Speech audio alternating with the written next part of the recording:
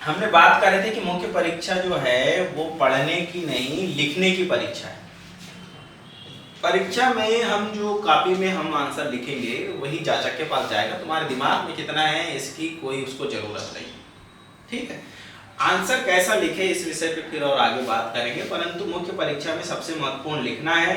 तो हम जो पढ़ रहे हैं उसमें लिखने का एक योगदान ये रहता है कि हम कैसे पढ़ें, कि सिलेबस इतना बड़ा है उसमें क्या हमारे काम की चीज़ें हम उसको परीक्षा हाल तक ले जा पा रहे हैं कि नहीं, इस कारण भी हमको लिखने का अभ्यास शुरू से करने की जरूरत है। तो उसके लिए आपको ये करना है कि बस भाई अपन ने पढ़ लिए, एक दिन पढ़ लिए, 2 दिन पढ़ लिए, हमने ये मान के चलो कि पहले राउंड में ये देखो कि आप पहले राउंड में ये 70 दिन है तो 70 दिन को बांट लो कि पहला राउंड अपन ने 30 दिन कर लिया, 30 दिन, दूसरा कर लिया 25 दिन, 25 दिन और 30 कितने हो गए 55, अब तीसरा क्या बच गया 15 दिन।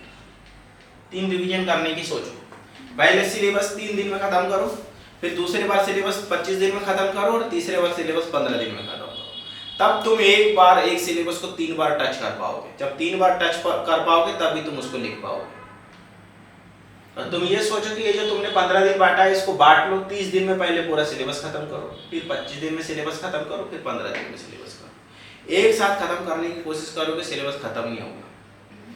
तो 30 दिन में बढ़िया बैठो। अब 30 दिन के हिसाब से इसको कितना समय मिल गया, फिर अब सोच लो 30 दिन अगर तुमको 1400 करना है तो 7 की 7 28, ठीक है, लगभग इसमें कितने 30 है ना, और ये 14 दूनी 28, तो 2 दिन 2 आता है, 2 दिन नहीं 7 7 28 ना, 4 दिन, 4 दूनी 8, 4 तिया 12, 8 8 16 8 24, 8 34, हाँ, तो लगभग 7 दिन आ रहे हैं इसमें। 7 दिन इसके 7 दूनी 14, 7 3 21, और इन दोनों के 7 28, तो 2 दिन 2-3 दिन और इसमें जोड़ लो, तो 6 का 6 दिन बड़ा 6 18, 9 दिन में इन तीनों को बांट लो अपने हिसाब से। हाँ, 6 दिन बड़ा 6 18, और इसके लिए फिर 12 दिन। ये समझ लो कि तुमको पहले राउंड में 6 दिन में इस खत्म करना है, एक 300 नंबर का 6-7 दिन में। तो पहला पेपर कितना दिन आ गया, 2.5 दिन, तो 3.5 दिन।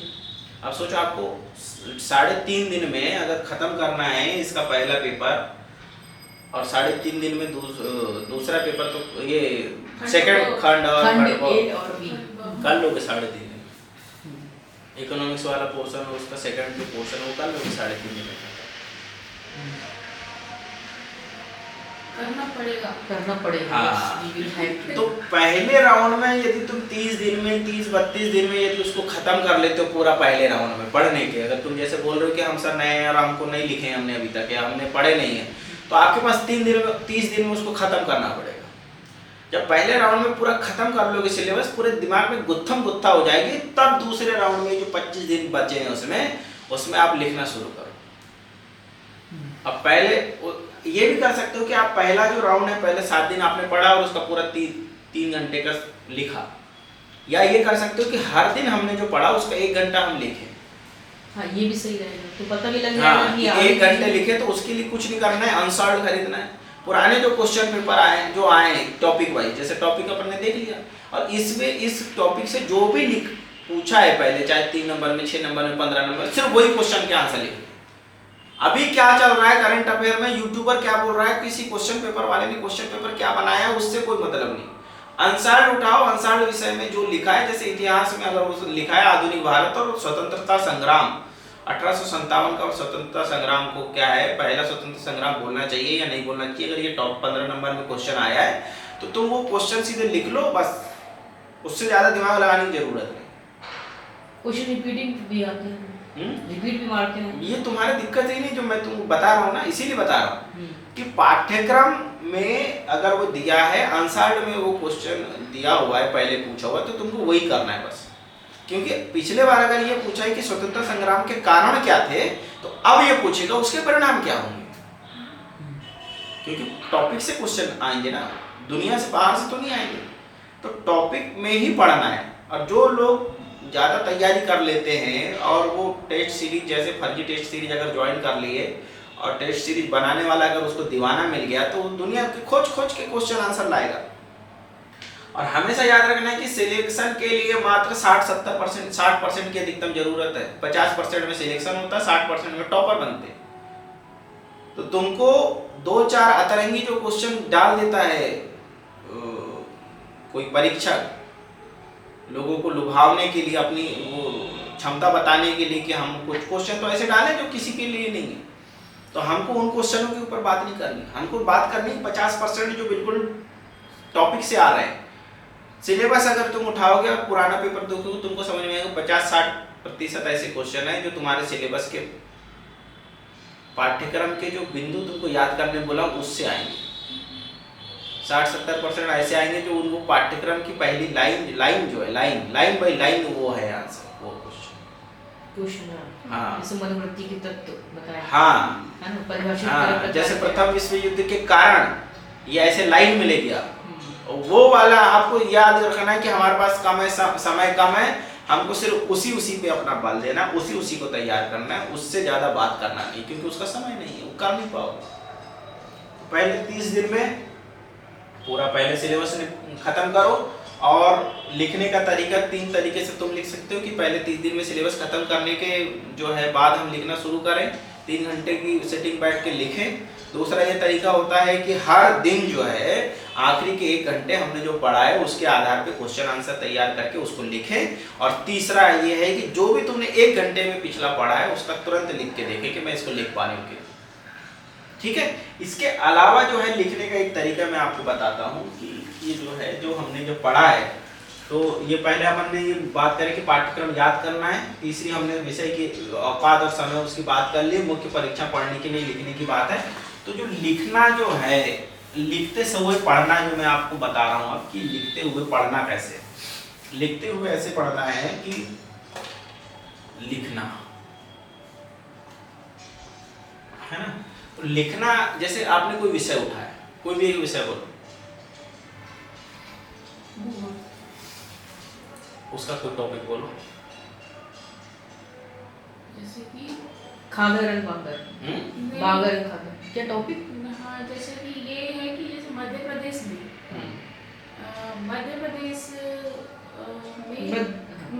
कृषि का जो है कुछ जैसे विशेष क्षेत्रों में विकास हुआ है। तो आपको यदि कोई टॉपिक आप जैसे पढ़ रहे हो और मध्य प्रदेश में कृषि आपने पढ़ा, मध्य प्रदेश में जब कृषि पढ़ रहे हो तो आपने मध्य प्रदेश में कृषि जो भी अपने सिलेबस में जो दिया है, जो किताब आप पढ़ोगे, कोई भी किताब जिसने पूरा पाठ्यक्रम अच्छे से लिखा है, मुख्य परीक्षा, आप उसको खरीद लो। मार्केट में आसानी से मिल जाएगी, कोचिंग वालों ने तैयार कराया होगा, जहाँ से मिलते हैं वो नोट्स पूरे खरीद लो। पूरा पाठ्यक्रम अपनी ऐसी अलमारी जैसे सजा दो। आप आए, उठे, आपने देखा कि हमको आज पढ़ना है, ये टॉपिक वाइज हमारा आ रहा है कि मध्य प्रदेश में कृषि, ये टॉपिक है। तो हमको सीधे, हमने पढ़ लिया वो पूरा, हाँ? अब हमको सीधे बैठना है। हमने पढ़ लिया, अभी हमने 2 घंटा पूरा पढ़ा है, अभी हमने 2 घंटा पढ़ा कि मध्य प्रदेश में कृषि हमने पढ़ लिया। अब तुम उठे, अब तुम देखिए कि मध्य प्रदेश में कृषि, ठीक है, मध्य प्रदेश में कृषि आ गया।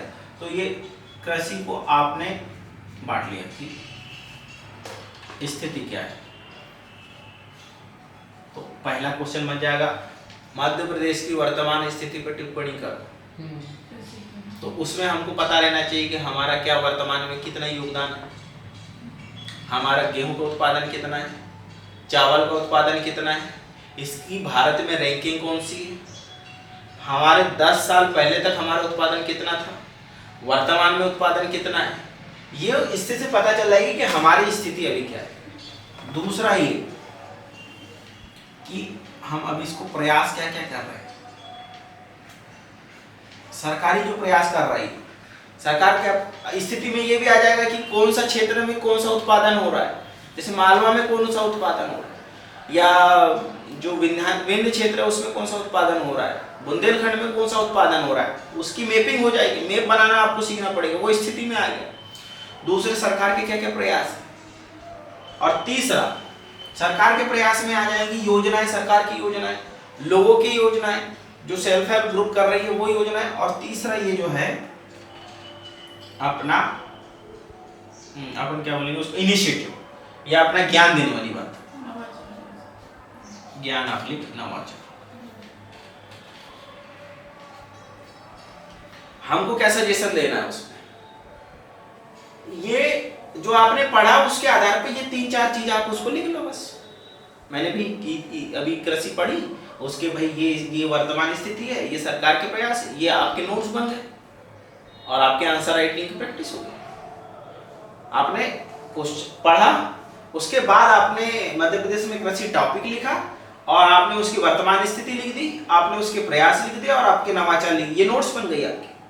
आप लोग पूछते हैं कि मैं नोट्स कैसे बनाऊं, तो यही आपके आंसर राइटिंग की प्रैक्टिस है, यही आपके नोट्स हैं, और यही आपको अंतिम दिन पलटा के जाना है, क्योंकि पूरे नोट्स नहीं पलटा सकते आप अंतिम दिन। आपको अंतिम दिन में यही देखना है कि अगर कृषि आया तो मैं ये लिखूंगी, इसमें आपको वर्तमान जो स्थिति है इसमें आपको मैप भी बना के तैयार रखना है कि यहाँ मैप होता है तो यहाँ पे गेहूं होता है, यहाँ पे चावल होता है, यहाँ पे दाल होती है, यहाँ पे ये है, यहाँ पे ये समस्या, ये स्थिति प्रयास। अब स्थिति में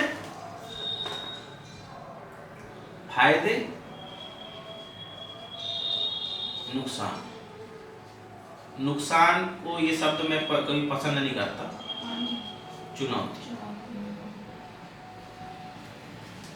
ये क्या फायदे क्या चुनौती, ये स्थिति है, क्या प्रयास कर रहे हैं, और नवाचार। नवाचार हमको अपने तरफ से ज्ञान देना है, जो अनुभव से आएगा, जो हम कहीं देखेंगे तब उससे आएगा, इसको कैसे दूसरे विषय से। मैं ये नवाचार के विषय में एक अलग से वीडियो बनाऊंगा या बात करूंगा कभी, कि हर विषय में नवाचार कैसे लिखना है, 1-2 नवाचार अपने को डालने हैं, तो हर टॉपिक पे नवाचार यदि जब बात करेंगे कभी तो याद से आप लोग पूछ लेना कि ये नवाचार वाले विषय पे कैसे, ठीक। यही आपके ये लिखने वाली पे बात आ रही है, यही नोट्स का बनाने वाली बात है। हर टॉपिक का आपको नोट्स बनाना है, कभी इस पे और बात करेंगे तब आप इंडिविजुअल किसी विषय पे और पूछना कि भाई कैसे वो बन। तो अपन ने बात कर लिए कि अब पढ़ना और लिखने की एग्जाम, ठीक है। अब आप पूछो, अब आपको क्या इसमें ये लग रहा है, मेरे को लग रहा है कि इतनी बात पर्याप्त है, पढ़ना हो गई। सबसे पहले अपन ने बात कर ली कि परीक्षा, फिर दूसरी अपन ने बात कर ली कि ये उसकी विषय की बात बांट ली और औकात की बात कर ली, तीसरा परीक्षा लिखने की है, और इसके अलावा और जो ये बात रही थी कि लिखना कितनी देर है, हर व्यक्ति का अलग अलग है। उसके मैंने 3 तरीके बता दिए आप लोगों को कि आप 3 घंटे भी लिख सकते हो, आप हर दिन भी 1 दिन भी लिख सकते हो, और हर टॉपिक के बाद भी आप लिख सकते हो। लिखने के तरीके अलग है, वो नोट्स बनाने का आपका तरीका होगा। नोट्स बनाने के लिए आपको ये करना है कि आपने पाठ्यक्रम उठाया, अब ये नोट्स लिखे, यही बात चल रही तो बता देते हैं। चौथी बात है ये नोट्स कैसे बनाए। तो नोट्स के लिए आपको यही करना है कि आप सबसे पहले कोई भी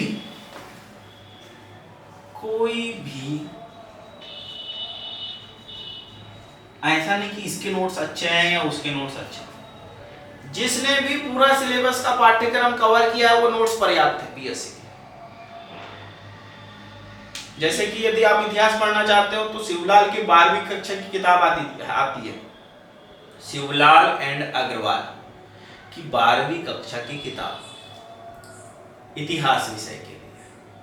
उसी तरीके से इकोनॉमिक्स के लिए भी, उसी तरीके से हर विषय की जो शिवलाल की 12वीं 11वीं की किताब है जिसमें पाठ्यक्रम से मैच करती है, उस विषय को आप पढ़ सकते हो।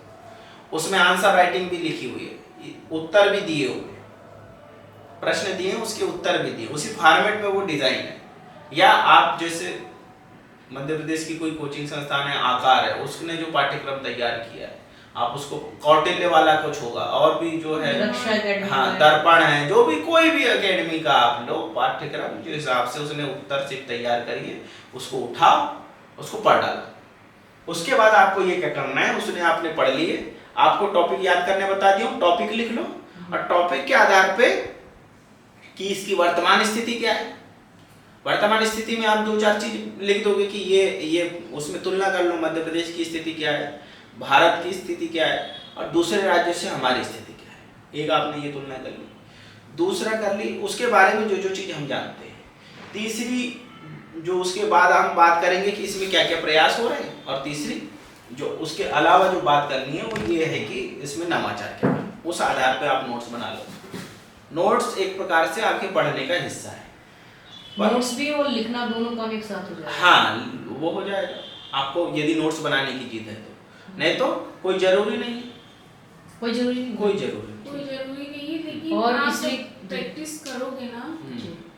तो वो प्रैक्टिस करोगे वही आपके नोट्स हो जाएंगे, अलग से स्पेशल हाँ। नोट्स बनाने नहीं बैठना है। हाँ, नहीं तो फिर उसमें राइटिंग का झोल आएगा। हाँ, उसमें कि- समय बहुत आएगा और समय भी खराब होगा, फिर अंडरलाइन है। अच्छा सर, एक चीज, जब आप नोट्स मेंस दिए होंगे तो उसमें क्या कुछ डेकोरम वगैरह भी है कि सीधे लिखना बस डायरेक्ट में, कि उसमें अंडरलाइन करना नहीं तो है या वो- हाईलाइटिंग करना है, हेडिंग देनी है? वो तो अपन बात करेंगे उसके लिए कि परीक्षा में लिखने की सबसे पहले शुरुआत कैसे करें। पहले 3 नंबर वालों को डील करें कि 4 नंबर वालों को हाँ। या 6 नंबर की, जी। वो बात करेंगे। परंतु ये है कि जांचक जो है मेंस में, आपने पूछे तो बता रहा हूँ, कभी पूरी कॉपी नहीं पढ़ता। कभी पूरी कॉपी पढ़ता नहीं? पूरी नहीं पढ़ता, कभी नहीं पढ़ता। क्यों? आपने 15 नंबर का क्वेश्चन पढ़े हो तो आप भी खुद सोचो ना, आप खुद स्टूडेंट हो या मान के चलो कभी जांचने के लिए आपको 100 कॉपी दिया उसने जांचने के लिए, तो आपके पास, आपके लिए तो आपने पूरी मेहनत लगा कि आपने एक बच्चे के लिए अपना पूरा सिलेक्शन के लिए आपने एक कॉपी लिखी है, आपने एक एक उत्तर पूरी शिद्दत से लिखी है। पर उसके लिए तो ये काम है ना डेली रूटीन वाला, उसके लिए तो क्या वो मार्क्स एवरेज तो देता ना होगा सर? हाँ, पहले वो जांच के बिल्कुल समझ जाए। पहले ही उसने देखा आंसर राइटिंग, पहले उसने उत्तर देखा, पूरी कॉपी देख लिया उसने, पहली बार में आपकी सरसरी निगाह डाला ऐसी, कॉपी पलटाया, पहले उसके सामने 3 नंबर वाले क्वेश्चन आए, उसने पहला वाला आंसर देखा, पहले देखेगा। जैसे कुछ सामने से गुजर रहा है तो आप क्या देखोगे? पहले सबसे पहले जो देखता है व्यक्ति वो ये देखता है कि लड़का है कि लड़की है। जब उसने देखा कि लड़का है या लड़की है, तो लड़का यदि देखेगा तो लड़की है, तब वो फिर दूसरी स्टेप देखेगा क्या पहना है, कलर कौन सा है।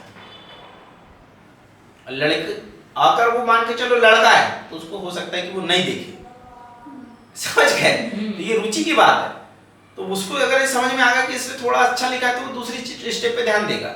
2 आंसर पढ़ा उसको समझ में आएगा कि ये सब फर्जी लिखता है, तो वो एवरेज मार्क देके आगे बढ़ जाएगा।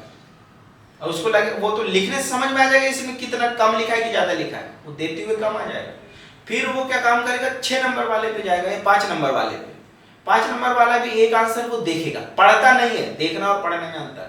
जैसे कि अंतर समझा रहा हूं आपको कि आप बैठे हो यहाँ पर, आसपास आवाज चल रही है, ठीक है, और कोई उधर से आवाज दे रहा है हमको, फिर वो आता है और बोलता है अरे यार मैं तुमको 10 घंटे से आवाज दे रहा हूँ, 4 बार आवाज दे तो सुनते क्यों नहीं तुम? हमारे कान में वो आवाज आ रही थी पर हमारा क्योंकि ध्यान नहीं था वहां पे, इसलिए हमने उसको सुने। ऐसा बहुत बार होता है क्योंकि हम किसी विचार में खो जाते हैं और कोई व्यक्ति हमको चिल्लाते रहता है, बुलाते रहता है, या कोई आवाज आती रहती है, जैसे मोटर के पानी की आवाज, मोटर की जो है ओवरफ्लो की आवाज आ रही है, पर हम क्योंकि अलग ध्यान है, हमको पता नहीं चल रहा है कि पानी गिर रहा है, और अचानक फिर हमारा ध्यान आता है कि अरे यार मोटर चालू तो नहीं है, और हम ध्यान देते हैं और आवाज तो आ रही है बहुत देर से, वही आवाज है पर हमारा ध्यान उसको चलता है और हम उसको सुन लेते हैं। तो वो होता है कॉपी में भी, वो जरूरी नहीं कि वो तुम्हारा ध्यान देके पढ़ेगा। और जब यदि कोई महत्वपूर्ण चीज तुम अंडरलाइन करते हो तो हम उसको संदेशित करते, तो उस पूरे पेज में से उस अंडरलाइन पे जाता है, समझ गए? तो ये कॉपी जांच, और कॉपी एक व्यक्ति नहीं जांचता, 3 लोग जांचते हैं। एक व्यक्ति ने पहले मार्किंग किया, फिर दूसरा फिर उसमें मार्किंग करता है, फिर तीसरा फिर मार्किंग करता है। उसको काटता नहीं है पर वो देखता है कि पहले वाले ने मार्किंग किया तो सही किया है। तो अपने को अंडरलाइन करना उचित है कि नहीं है? हाँ, यदि आप ऐसी चीज लिख रहे हो जो आप चाहते हो कि जांचक इसको देखे तो आपको अंडरलाइन करना चाहिए। अदर कलर अलाउ है? सब अलाउ है, कोई मना कुछ नहीं है, परंतु यदि आपने ऐसी चीज लिखे हो जिसमें कोई दम नहीं है और उसको वो पढ़ेगा तो उसका दिमाग खराब होगा। बिल्कुल सही। तो अच्छी राइटिंग लिखने वालों को ये फायदा होता है कि उसको जांचक को अच्छा लगता है, तो उससे नुकसान ये होता है कि वो पढ़ता है और आपने बहुत बढ़िया। उससे इंसान है कि वो पढ़ता है, राइट? साफ सुथरा आप लिखोगे तो इंसान को लगेगा कि हाँ थोड़ा बहुत पढ़ लिया उसने, और उसने अब उससे समझ में आया कि उसके अंदर फर्जी लिखा तो क्या गया काम से। और ये खराब राइटिंग वाला है वो कुछ भी लिख दे, उसको तो देखा है हाँ यार आधा पेज भरा है, 1.5 पे, उस हिसाब से औसत मार्किंग मिल जाएगी।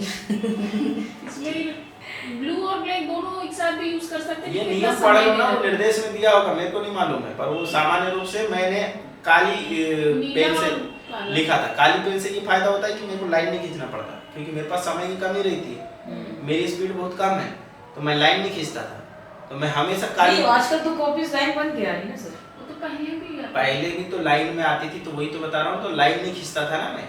जैसे आप लोग लिखते हो, देखो मैंने यहाँ भी लाइन नहीं खींचा, तो ये ऊपर वाली लाइन जो है मैं नहीं खींचता हूँ, आप लोग सब खींचते होगे ना। हाँ हाँ खींचते हैं। हाँ, मैं नहीं खींचता। ये फायदा हो गया आपको कि वो हाँ, वो ब्लैक में रहती है ब्लैक, और वो जो मैं यूपीएससी में लिखा था जिसमें ब्लैंक पेज आता ना, तब भी लाइन नहीं खींचता। अच्छा। हाँ, तो मैं मेरे जो शब्द रहते हैं उसमें कहीं लाइन नहीं रहती, ठीक है। तो क्योंकि मेरी स्पीड कम है, मैं समझौता नहीं कर सकता, नहीं तो मेरे एक आंसर दो आंसर, मेरे तो जब मेरे सिलेक्शन हुआ था तब भी मेरे क्वेश्चन छूटे थे, मैं बहुत तो धीरे। लगभग क्वेश्चन तो छूटता है ही है वो। नहीं, ऐसा नहीं है, जिसकी स्पीड अच्छी उससे नहीं छूटेगा। स्पीड अच्छी होना ये तो अभ्यास की बात है, ये आप कितना लिख और सकते सर हो। जैसा सपोज मान लीजिए ये वो तो ठीक है, मान लीजिए जिसके पास है स्पीड है सब कुछ है, हाँ। तो क्वेश्चन तो कहीं ना कहीं गलत होते होंगे, तब ना वो 1400 में से 800 700 नहीं पा तो रहा है। कुछ लोग सब यानी जो मार्किंग जा रही है और जो हाईएस्ट मार्क जा रहे हाँ, हैं तो 800 में बुक हो रहे हैं, 500 नंबर का जो झोल हो रहा है। तो आंसर देखो, उसको ये है कि भाई जो 15 नंबर का जो क्वेश्चन है, उनको स्टैंडर्ड सेट रहते हैं ना, मास्टर होते हैं, टीचर उनको गाइड रहता है कि भाई तुमको सबसे अच्छे आंसर में यहाँ 9 नंबर देना है, सबसे खराब वाले में 6 नंबर देना है। अच्छा। तो जो बात होगी वो 6 और 9 के बीच में होगी। सबसे खराब लिखोगे आप 6 नंबर मिलेंगे, इसीलिए तो मैं बोलता हूँ ना कि अगर आप इतिहास में सबसे अच्छा भी लिख लोगे तो आपको 9 मिलेंगे, और सबसे इकोनॉमिक्स में सबसे खराब भी लिखोगे तो आपको 6 मिलेंगे। तो सबसे पहले मुद्दा है कि सबको 6 वाले लेवल पे ला लो। मान के चलो आप स्थिति में आए कि 15 नंबर वाला आपसे अगर छूट गया तो आप 6 नंबर सीधे गवा रहे हो, और उसकी जगह आपने स्वतंत्रता संग्राम को बहुत अच्छा तैयार कर लिया तो आपको 9 नंबर मिल रहे हैं।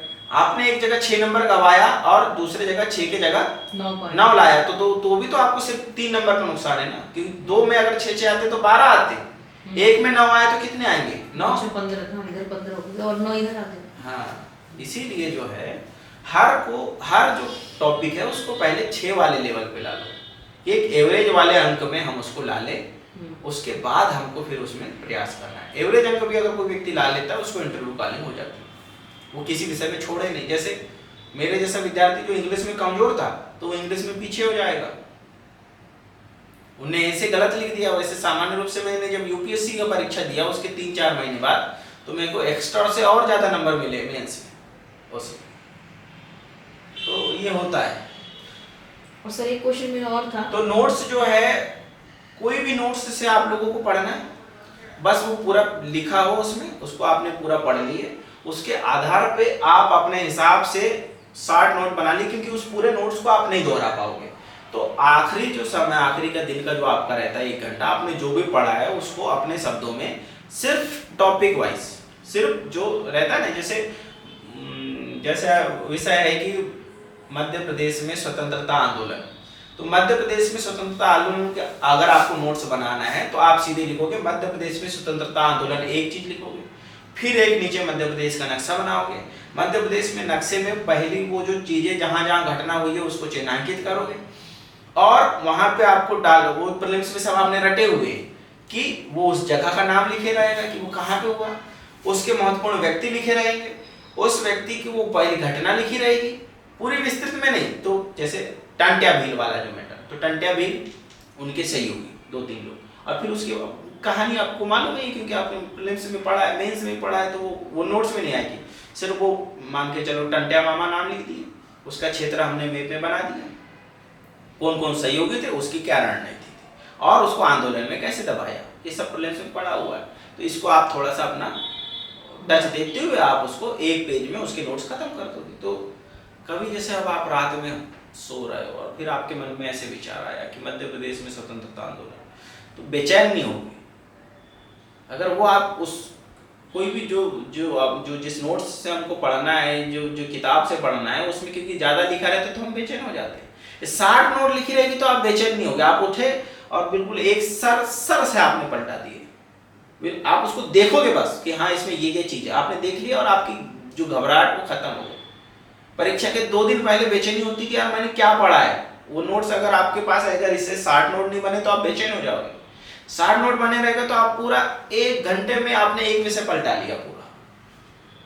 इसीलिए मैंने बोलता हूँ ना कि पाठ्यक्रम आपको याद होना चाहिए। पाठ्यक्रम और उसके सब टॉपिक्स बने होने चाहिए, और सब टॉपिक्स के सब टॉपिक्स बने होने चाहिए, और सब टॉपिक्स के सब टॉपिक्स। जैसे किस लेवल पे मैं बात कर रहा हूँ कि ये आप कोई एक विषय बताओ जो अभी जो अपन डिस्कस किया उसके अलावा। जैसे आपने लिख दी कि मध्य प्रदेश में वित्त प्रबंधन,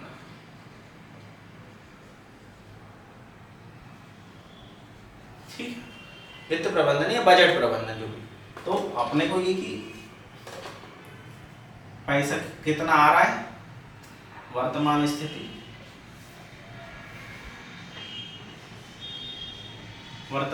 में पता रहना चाहिए कि भारत का मध्य प्रदेश का जो वित्तीय वर्ष अभी जो गुजरा है उसमें हमारा बजट कितना था, बजट का लॉस कितना था, प्रॉफिट कितना था, कौन कौन से क्षेत्र में हमने कितना पैसा खर्चा किया। क्योंकि यदि तुमको सामाजिक सहायता यदि आया, शिक्षा के विषय पे आया, और तुमको यदि नहीं मालूम कि हमने शिक्षा के ऊपर कितना पैसा खर्चा किया, तो तुम्हारा उत्तर में दम कैसा आएगा। ठीक है, तो आपको वर्तमान स्थिति पता रहनी चाहिए। दूसरा, कहां से वर्तमान स्थिति में आना जाना, कि पैसा कहां से आया, पैसा कहां गया। दूसरा प्रबंधन,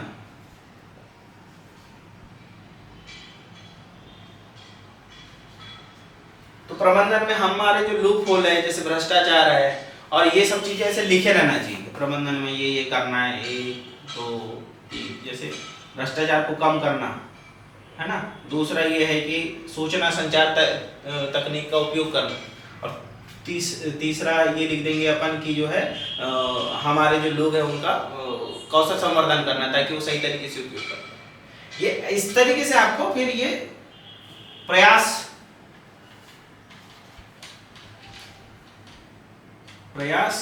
और चौथा सुझाव।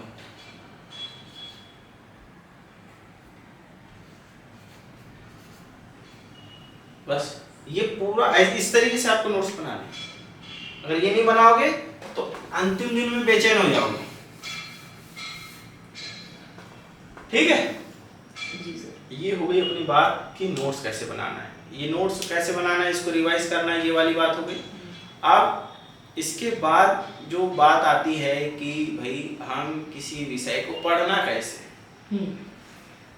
जैसे मैं एक क्या करती हूँ सर, जैसे YouTube अगर मैंने देख लिया तो वो चीज़ें जल्दी से कंटेंट दिमाग में आ जाती है। हाँ। और जब मैं खुद पढ़ूंगी तो कुछ चीज़ें स्किप होती हैं, फिर बाद में जब मैं इसको रिकॉल करती हूँ तो याद आता भी है, नहीं भी आता है, ऐसी सिचुएशन बनती है। और जैसे मान लीजिए सामने वाला अगर चलचित्र में बता दिया तो ठीक है, लेकिन इसमें एक नुकसान ये समझ में आता है मेरे को, समय बहुत खराब होता है। बस तो जो और आप देखो आपके पास पूरा अगर वीडियो देखने लगे, हर टॉपिक पे आधे घंटे का वीडियो है, पर आपको मिल रहा है 5 मिनट का समय। हाँ बस। तो वो तो इसका निदान बताएं। इसका निदान ये, इसलिए हम आपको बताया ना कि आपको सिर्फ नोट्स मिलना उठाना है, उसमें जितना दिया है उसको पढ़ना है बस। ऐसा वीडियो में ज्यादा नहीं ध्यान देना। नहीं वो तो उतना समय नहीं है। अगर आपके पास 3 साल रहता है, 1 साल रहता है, 2 साल रहता है, तो आप करते रहते ये सब नोट। क्योंकि आज ही मैं पढ़ रही थी सब मनोवृत्ति का तत्व प्रकार ये सब, क्योंकि आज आना भी था मेरे को, तो मैंने उसमें देखा तो सिर्फ एक टॉपिक को कवर करने के लिए सिर्फ 1.25 घंटे लगा। तो वो इसीलिए तो वो नहीं करना है। ये कुल मिला के अपने आप को और फोकस करने की जरूरत है। हाँ, आपको उसको करना है। अब देखो, अब जो है हम पढ़ने बैठे कोई विषय और हमारे पास एक टॉपिक है, अब हमने पढ़ा, ठीक है, तो उस टॉपिक को सबसे पहले ये समझना है कि उस टॉपिक का योगदान कितना है पूरे पाठ्यक्रम। ठीक, अब पाठ्यक्रम में जैसे कोई एक टॉपिक बोलो आप। किससे बोल दूं? सिलेबस उठाओ पहले, तो सिलेबस से कोई टॉपिक बोलो।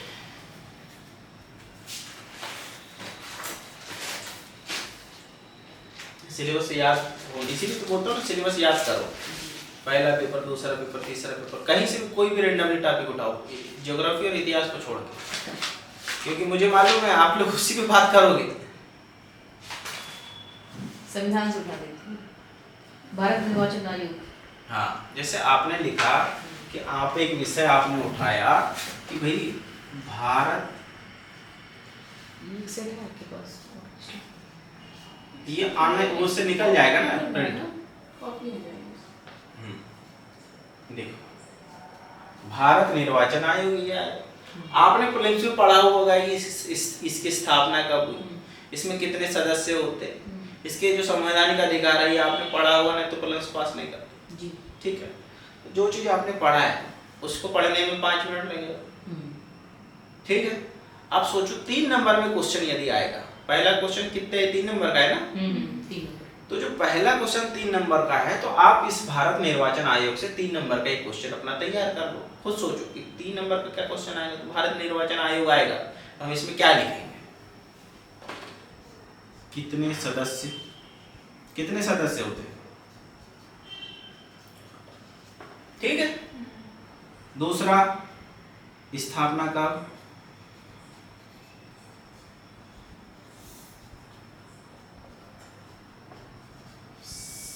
संविधान में कहाँ दिया है, 324 है शायद।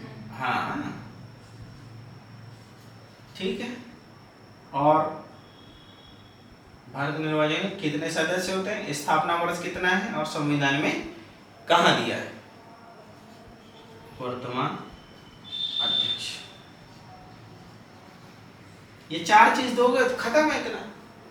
इसके अलावा अगर कोई चीज तुम भूल भी गए, जैसे कितने सदस्य ये भूल भी गए, तो अपने को लोड लेने की जगह दूसरी चीज डाल दो ना उसके बदले। इतना तो अपन सिर्फ प्रीलिम्स में ही पढ़े। हाँ, तो ये 3 नंबर की बात है ना, इसमें नहीं होता ना सिलेक्शन, 6 नंबर का भी क्वेश्चन आएगा। अब जैसे मान लीजिए इसमें 6 का आता है या 15 वाला हाँ, आता तो है। वो बता रहे। तो ये तुम्हारे 3 नंबर की बात हुई, ये प्रीलिम्स में हमने पढ़े, इसमें ज्यादा लोड लेने की जरूरत नहीं। ये 3 चीज 4 चीज डालोगे, उसके बाद जब है अब जब आएगा वो 6 नंबर में कि तो क्वेश्चन कैसा आएगा, भारत निर्वाचन आयोग के बारे में अगर टिप्पणी आएगा तो शुरुआत इसी तरीके से करोगे। पहली लाइन, भारत निर्वाचन आयोग के जो है इस वर्ष स्थापना हुई, इसका इस अनुच्छेद में है, इस संविधान के 324 अनुच्छेद में इसका वर्णन है, और इसके वर्तमान अध्यक्ष इतने हैं ठीक है। अब या फिर ये आएगा टिप्पणी करने में, जब ये आएगा फिर ये शक्ति, ये इनके पास ये अधिकार है, इनके पास ये चुनौती है, और इतने इसने जो है चुनाव संपन्न कराए हैं, इस चुनौती लिखोगे और फिर अपने सुझाव देते हुए खत्म करोगे। तो हर क्वेश्चन में अपने सुझाव देना जरूरी है। जैसे क्वेश्चन आएगा उस क्वेश्चन की डिमांड के आधार पे ये हुआ। अब जैसे 6 नंबर पे आगे कि भारत निर्वाचन आयोग के कार्य, तो लफाजी करने की जरूरत नहीं, सीधे कार्य लिखो 1 2 3 4 भारत निर्वाचन आयोग के निम्नलिखित कार्य 1 2 3 4 5। और जब कार्य पूछा तो तुम कार्य में चुनौती लिख सकते हो कि भारत निर्वाचन आयोग के कार्य में क्या क्या चुनौती आ सकती है, तब उसमें कार्य में चुनौती लिख सकते हो कि हाँ ये कठिनाई आती है इनको कार्य करने में। उसमें थोड़ा सुझाव दे सकते हो एक लाइन का कि इसकी जो स्थिति है निर्वाचन आयोग की, जैसे भारत निर्वाचन आयोग तो बहुत सशक्त है, पर मध्य प्रदेश में राज्य निर्वाचन जो आयोग है, जो स्थानीय निकाय का जो करता है, उसकी चुनौती अलग है, और भारत सरकार के निर्वाचन आयोग की चुनौती अलग है। एक दो लाइन की जो कार्य जब लिखोगे तो उसमें चुनौती डाल दो और सुझाव भी दे दो। निष्कर्ष, अंतिम निष्कर्ष लिखना फिर और बताएंगे। तो ये हुआ। आप तो यहाँ लिख दोगे, फिर जैसे ये लिख दिया 3 नंबर के लिए ये तैयार हो गए, फिर आप इसके लिख दोगे कार्य। ये हुई स्थिति। स्थिति मैंने बोला था ना, हर विषय में सबसे पहले स्थिति लिखनी है। स्थिति में ये 3 नंबर तैयार हो गया, फिर आप इसके लिख दोगे कार्य, इससे लिख दोगे इससे संबंधित चुनौती, और इससे संबंधित चुनौती, और फिर वर्तमान जो है वर्तमान स्थिति। वर्तमान स्थिति तो वही हो गई, वर्तमान में सुधार। जैसे अभी जो है सरकार ने एक अधिनियम लाई है संशोधन के लिए, प्रस्तावित करी थी, जिसमें उसने वोटर आईडी को आधार से जोड़ने की बात करी थी। पहले जो बात होती थी कि कोई व्यक्ति जो है साल भर में एक ही जो डेट है 1 जनवरी को जो हो रहा है 18 वर्ष का, वही नाम जुड़ा सकता है। अब उसने हर तिमाही का एक डेट पहली तारीख डाल दी, जैसे कि 1 जनवरी 1 जुलाई, तो एक साल में 4 बार के जो लोग हैं वो जुड़ सकते हैं। तो ये अगर आपके उत्तर में ये चीज आ जाएगी, वर्तमान सुधार या वर्तमान प्रयास, ठीक है, तो ये आपके उत्तर को करंट से जोड़ देगी, अपडेट कर देगी। ये नोट्स बनाने का ये फायदा है, क्योंकि पुराने नोट्स में हो सकता है ये ना जोड़ा हो, तो आप इसको ये वर्तमान सुधार आप जोड़ दोगे और फिर अपना ज्ञान। ठीक है, वर्तमान सुधार और फिर अपना जो है सजेशन, सजेशन को क्या बोलेंगे, सुझाव। सुझाव आपको हर जगह देने की कोशिश। अब ये आपका पूरा 15 नंबर, अब 15 नंबर में आएगा तो आप ये सब बताओगे, और 6 नंबर में आएगा तो सिर्फ ये बात पूछ लेगा, कार्य पूछ लेगा, या कोई वर्तमान जो सुधार हुआ है उसके ऊपर 6 नंबर में पूछ लेगा, या सिर्फ चुनौती बोल देगा कि भारत का निर्वाचन आयोग जो है अपने कार्यों को पूरा करने में असमर्थ है, 6 नंबर में लिखो। तो वो आपको फिर उसकी चुनौती पे डिस्कस करना पड़ेगा। तो नोट्स जो है आपके इस तरीके से बनेंगे हर टॉपिक के, और वही आपके आंसर राइटिंग की तैयारी ये हो गई। और इसके अलावा और क्या बात करनी है, पढ़े कैसे, पढ़ना इस फॉर्मेट में, इसी फॉर्मेट में हमको पढ़ना है, इसी फॉर्मेट में लिखना है।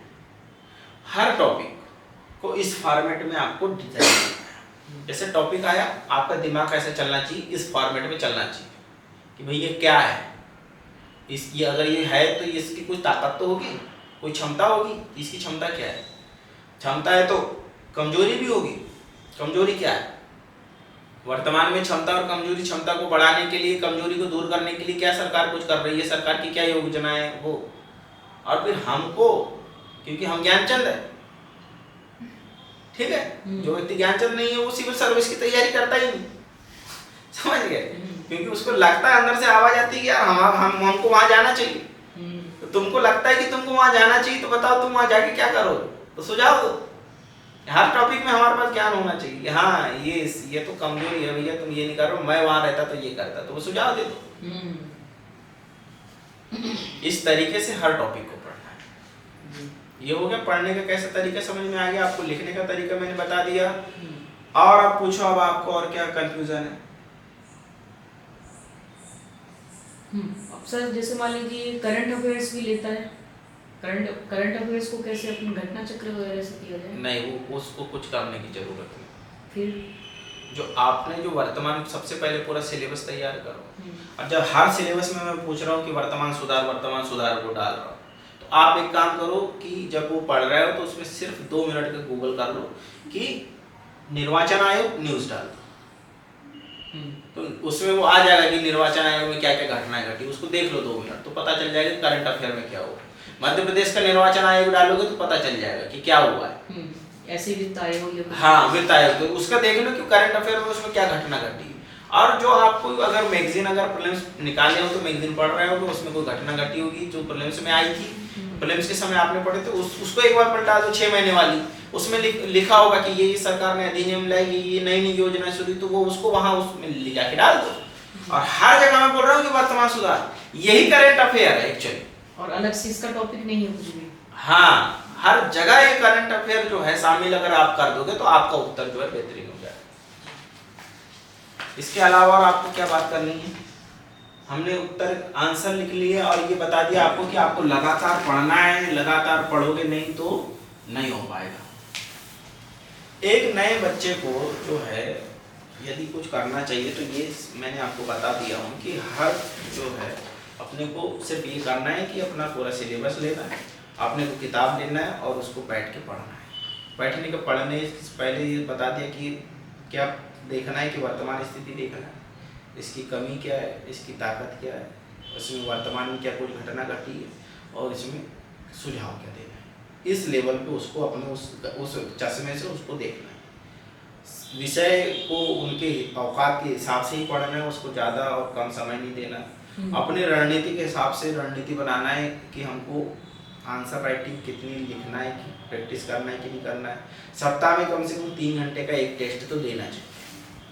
उसमें क्या टाइमर वगैरह लगाएं लिखने के लिए? लिखने के लिए क्या टाइमर की बात है, वो तो पूरा सिलेबस, आप पूरा टेस्ट पेपर डाउनलोड करो, कहीं से कोई सब्सक्रिप्शन ले लो, या पुराना जो क्वेश्चन पेपर जो है उसी को लिख के 3 घंटे में पूरा करने की तैयारी करो। अब जैसे मान के चलो आपको लगता है कि मेरा तैयारी नहीं हुई, तो आप 2 दिन बाद का या 1 सप्ताह बाद का हर दिन निर्धारित कर दोगे कि संडे में पूरा 6 दिन पढ़ूंगी, संडे लिखूंगी।